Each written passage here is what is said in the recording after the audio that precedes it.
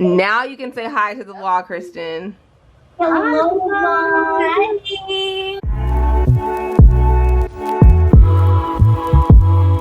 Hi everyone.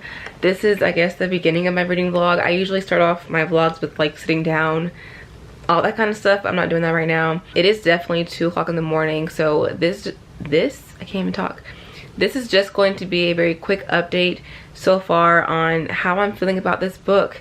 So the book I'm reading is Amari and the Night Brothers by B.B. Alston, and this is a middle grade book. It's my very first one, and I was really excited for this book. I have been trying to get my hands on this like as an ARC since I believe, I don't know, like 2 months ago. So for those of you who do not know or may not know what this book is about, it just follows this girl Amari whose older brother Quentin has gone missing, and one day she gets this really mysterious package at her front door. This suitcase gives her directions on how to join the Supernatural Bureau of Investigation. So think about like Men in Black, for example, but then think about Spy Kids, but also think about an academy, like a school. Amari goes to this school basically to try and find out what happened to her brother and to see if she can find him and then ultimately save him. So that's like the gist of the whole book. So I do have some tabbing going on here.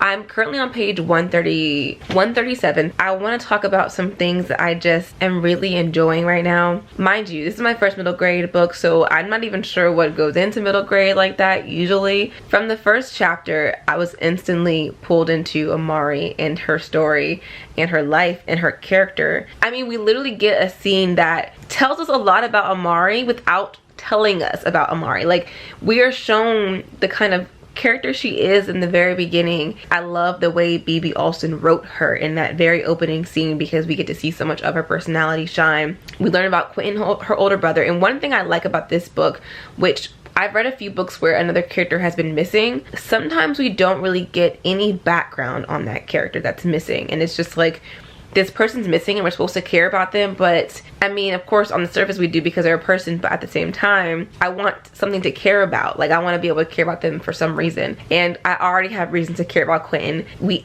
immediately get some information on Quentin, who he was and who he is, his friendship and his relationship with his sister, which I love so much. It is the cutest and it is the sweetest thing. We also meet some of the kids at her current school, and then we're also meeting some students from her new school that she'll be attending over the summer. It's interesting, the parallels, because in the new school that she's going to, it is a supernatural school with kids who are a part of a supernatural world. They know it their whole lives, versus her old school where it was just human beings going to a regular school.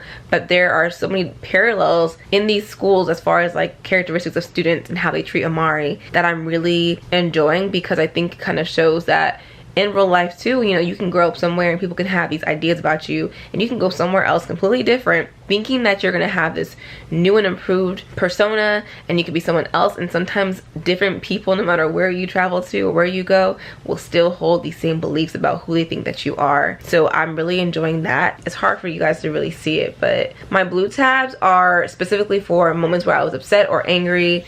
Pink are for moments that I enjoy or that I love. Purple is world building magic, and then green is emotional moments.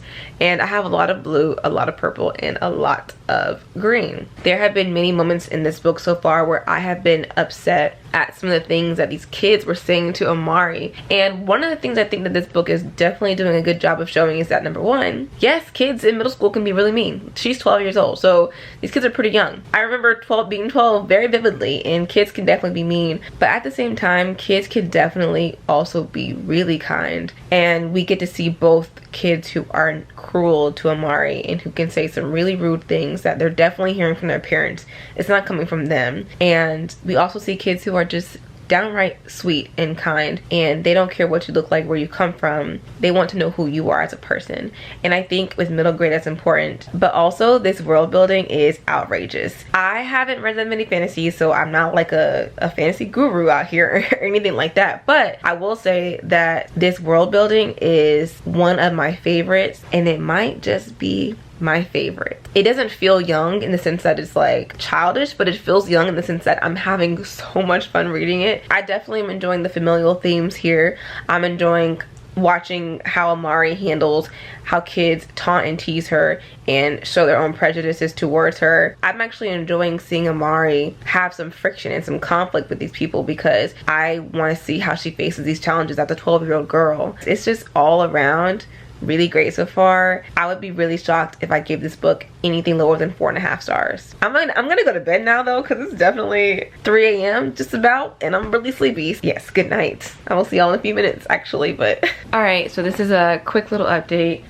First of all, it's 1:30 a.m. so this is gonna be really fast, but I am 235 pages into Amari and the Night Brothers. The world building is exquisite. When I tell you guys, I cannot ask for more from this book when it comes to the world that's been created. It's the way that B.B. Alston has taken regular everyday things and turned them into these magical elements. The world has personality and character in a way that I've never read before. For example, in this book I just read a part, there's a department in the bureau that deals with cover-ups, and there was a hurricane to us mortal human beings, but in the supernatural world really it was a war between ocean nymphs and mer people. And I was like, that's so interesting and that's so fun. It's such a fun way to a fun twist on a real event that happens. And every time I turn a page, I just know that something on each page is gonna pull me deeper into this book, into Amari's story. And there's still a mystery here that I have not figured out yet. I still don't know what happened to her brother, so there's still that mysterious element that is very present in the book. Oftentimes in this book, what I'm noticing is that we see Amari, this young 12-year-old girl who is thrust into the supernatural world that she has no information about prior to,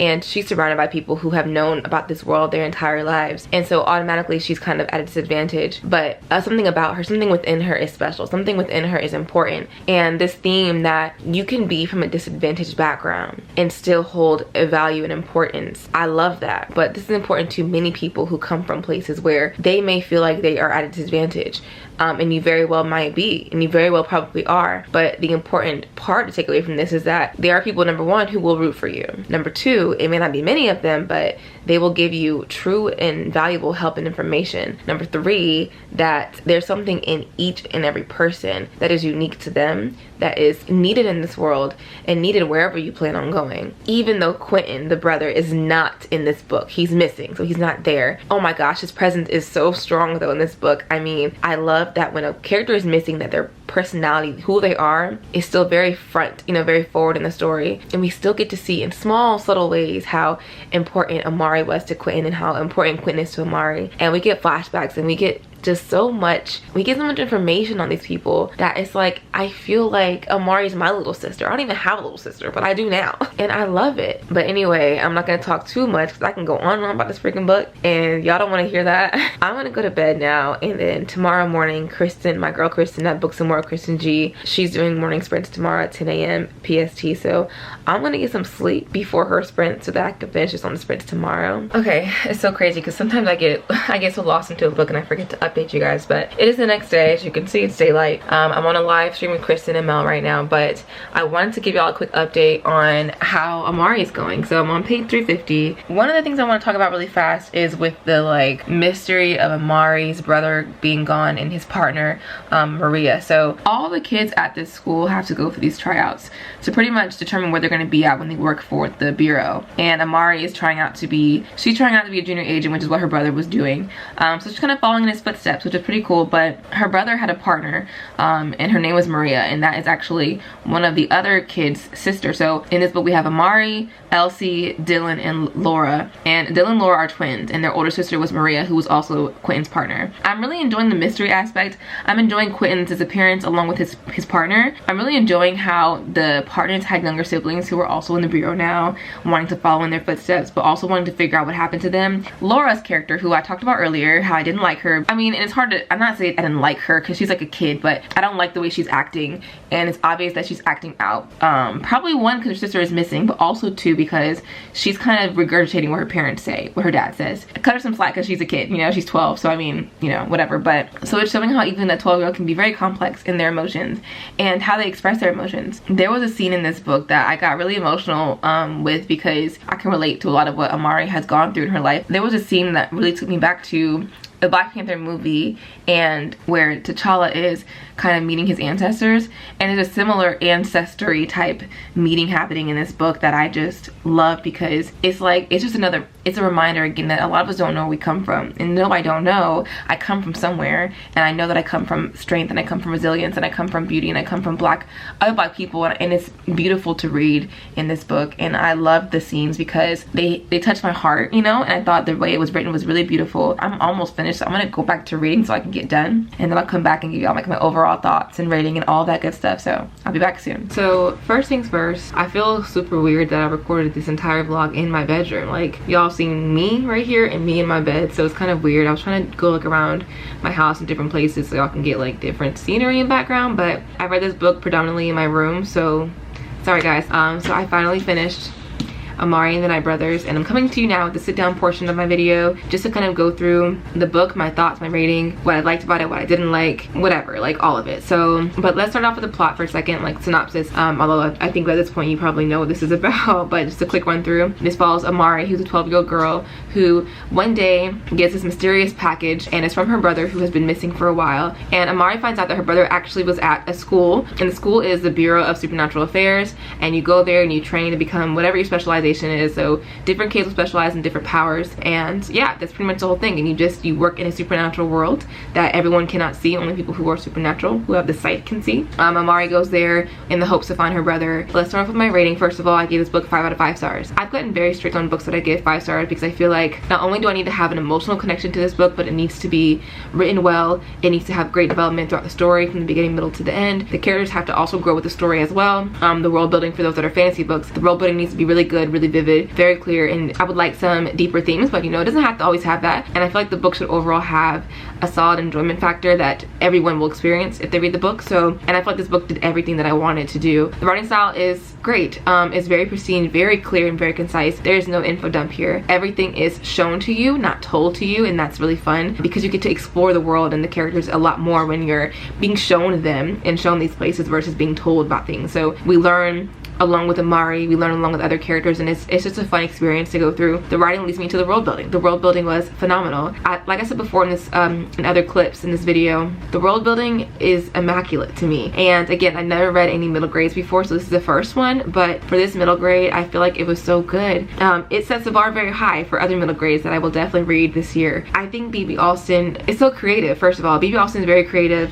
The thought that went behind this world, I mean, it had to have taken him a long time to figure out, maybe, I don't know, but it's so unique in the sense that yes, he definitely, you can tell he got inspiration from other things, other movies, places. That's fine with me. Like, I don't think that you have to come up with a super original everything, like brand new. Most things that we come up with that we think is original isn't really ours anyway. It has been influenced by something else. So I think that the world that B.B. Alston created was so nice because he took regular things and turned them into this really unique world. I mentioned the elevators earlier in this video, and I don't think this is a spoiler, but I'm gonna briefly talk about the elevators just as an example so that you guys can understand what I mean by the world building. So in this place at the Bureau, you have, it's a building obviously, and there are elevators. It's a very tall building, so you have to travel on elevators to get certain places in certain departments, and these elevators all have literal personality. So these elevators have different names and they have life. They're like alive basically. Me telling you this is not even enough for you to experience it, because reading their personalities on paper is very different because they have conversations with you. And I promise you, at every elevator scene I was cracking up. It was so funny, just the way that they interacted with the kids and people that were in the elevators. It was just so, it was so fun and so well done. Again, super creative. That's kind of like an idea of how the world is set up.